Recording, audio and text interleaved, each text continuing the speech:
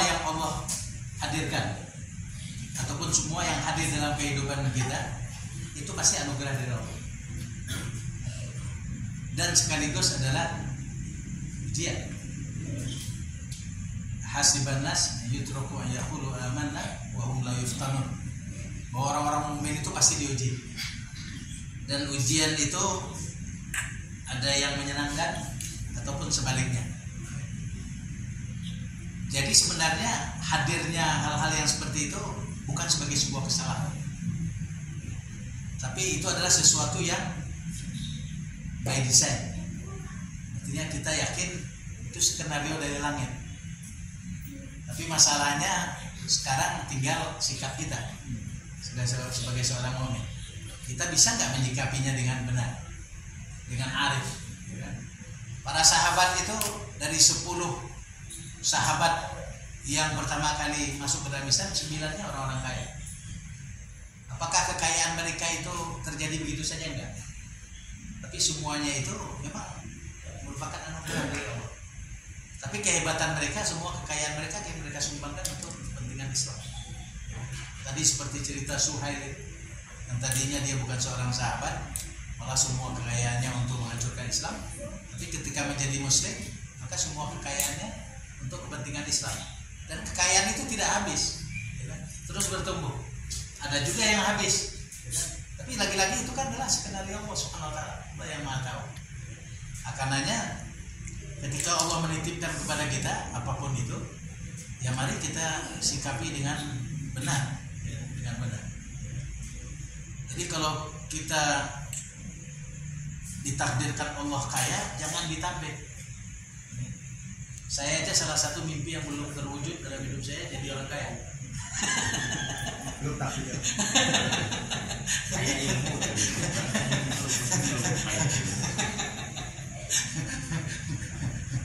Pengen juga seperti misalnya Raffi gitu ya, punya kekayaan seperti itu. Yang bayangan saya kalau saya punya kekayaan seperti itu, ya saya bisa membangun masjid, saya bisa membangun pesantren. Apalagi sekarang ada tanah yang diwakafkan oleh orang tua 5 hektar, tapi nggak terbangun-bangun. Karena yang kebayang oleh saya itu tidak mau membangun pesantren itu seperti orang dulu.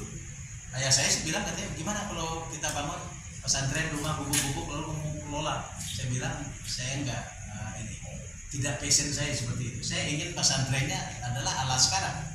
Ala sekarang itu adalah pesantren yang dibangun, ya kan? Ini sehingga kemudian orang-orang yang tertampung di dalamnya betul-betul bisa dihidupi dengan baik, ya kan? Berkualitas dan sebagainya. Tidak model saya dulu. Saya dulu dikirim ke pesantren karena apa? Karena ingin aman. Diamankan ke pesantren, ya kan? Datang ke pesantren sebesar ini, keluar dari pesantren jadi mengecil. Ya hidup sederhana sekali. Saya dari Gontor dulu, ya kan? Kita bisa tahu lah bagaimana kehidupan di pesantren di zaman itu. Tapi hari ini pesantren yang ada, ya kan, kayak ICM misalnya, wah itu pesantren paling mewah, masuk aja 150 juta, ya kan? Setiap bulan 8 juta, ya kan? Setiap bulannya 8 juta pada jemaah sekalian, masuknya 150 juta, ICM, ya, Insan Cendekia Madani, ya kan? Itu luar biasa mahal. Nah, kita ingin menghadirkan pesantren yang seperti itu karena memang eranya demikian. Nah, kalau kita mau menghadirkan pesantren di situ, kita butuh pendanaan, donatur yang kuat. Jadi kalau kita hidup biasa-biasa aja, gimana mau mengelola pesantren yang, ya itu jadi persoalan, ya kan? Jadi kalau menurut saya patut disyukuri, ya kan? Lalu kemudian ditempatkan pada tempat yang benar, ya kan? Jangan kemudian kita terdinabobokan, ya kan? Hanyut dengan kekayaan yang Allah titipkan kepada kita, tapi jadikanlah itu sebagai sarana untuk mendekatkan diri kepada Allah Subhanahu Wa Taala, ya kan? Untuk membangun kepedulian kepada umat, ya kan? Kemudian berdakwah dalam Islam, ya kan? Dan lain sebagainya. Dan boleh jadi Allah belum titipkan kepada saya. Kalau Allah titipkan sekarang kepada saya, mungkin saya tidak seperti itu. Nanti kayak Korun, ya kan? Titipkan kekayaan, justru malah sebaliknya, ya kan? Lupa diri dan lain sebagainya. Jadi kita nikmati saja, kita syukuri apa yang ada hari ini, ya, sambil berharap kepada Allah dan berikhtiar, insya Allah, ya, seperti itu. Jadi nanti bapak-bapak, ya kan, kalau kemudian diberikan anugerah yang luar biasa, jangan ditolak, ya, diterima saja. Karena ada juga orang-orang Muslim, ya, yang yang menurut saya salah paham itu ya, dia kemudian tidak mau jadi orang kaya, menolak menjadi orang kaya, ya kan? Akhirnya sekarang apa? Ya jadi mudah, tidak bisa istiqomah, suaranya bisa dibeli, doanya bisa dibeli dan lain sebagainya, ya kan? Itu paling kita takuti. Kenapa kita takut? Yang kebayang oleh kita adalah apa yang akan terjadi setelah kematian. Yang kebayang oleh kita adalah dosa-dosa yang kita pernah lakukan. Semua akan ditampakkan oleh Allah Subhanahu wa taala. Itu yang membuat kemudian suasananya mencekam. Dan suasana itu dialami oleh siapapun termasuk orang-orang mukmin. Tapi dalam keadaan yang seperti itu pada jamaah sekalian, malaikat ini datang membawa kabar gembira. Wa abshiru, la takhafu wa la tahzanu. Nggak ada yang perlu Anda takutkan, dan tidak ada yang perlu dikhawatirkan. Khawatir dengan yang ditinggalkan, tidak ada yang perlu dikhawatirkan. Semua yang ditinggalkan insya Allah akan membawa kebaikan kepada orang-orang yang ditinggalkan. Anak, istri, harta benda, ya kan? Rumah dan lain sebagainya. Itu akan ditinggalkan. Tapi insya Allah dia akan membahagiakan orang-orang yang kita tinggalkan bersamanya. Itu yang kedua pada jemaah.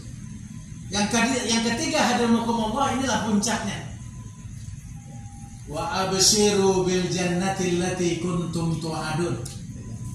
Orang-orang mukmin nanti akan dihantarkan Allah masuk ke dalam surganya. Kira-kira ada nggak tujuan yang lain selain itu bagi manusia? Hidup membahagiakan sepanjang masa sampai akhir hayat. Ketika kita menjemput kematian, mati dalam keadaan yang terindah. Lalu kemudian setelah itu Allah menghantarkan kita masuk ke dalam surga. Ada lagi mimpi yang lebih hebat dari ini, harapan yang lebih hebat daripada ini. Apapun status kita. Ya, status itu kan hanya sekadar sesuatu yang disandang sifatnya sementara aja. Pejabat, ya kan? Ibu rumah tangga, ya kan?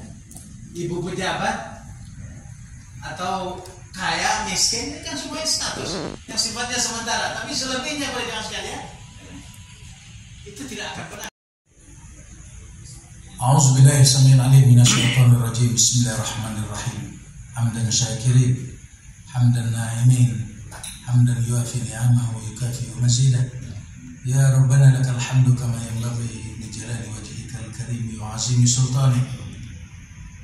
Allahumma inna nas'aluka ridhaka wal jannah wa na'udzu bika min sakhatika wan nar.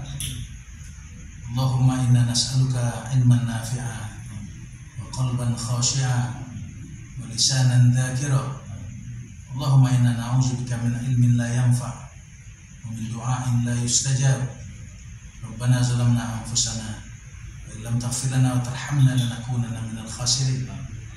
Allahumma shfi mardana, Allahumma shfi mardal muslimin, Allahumma shfihim jami'an fa innaka syafi la shifaa illa shifaa wa shifaa'an la yughadiru saqama.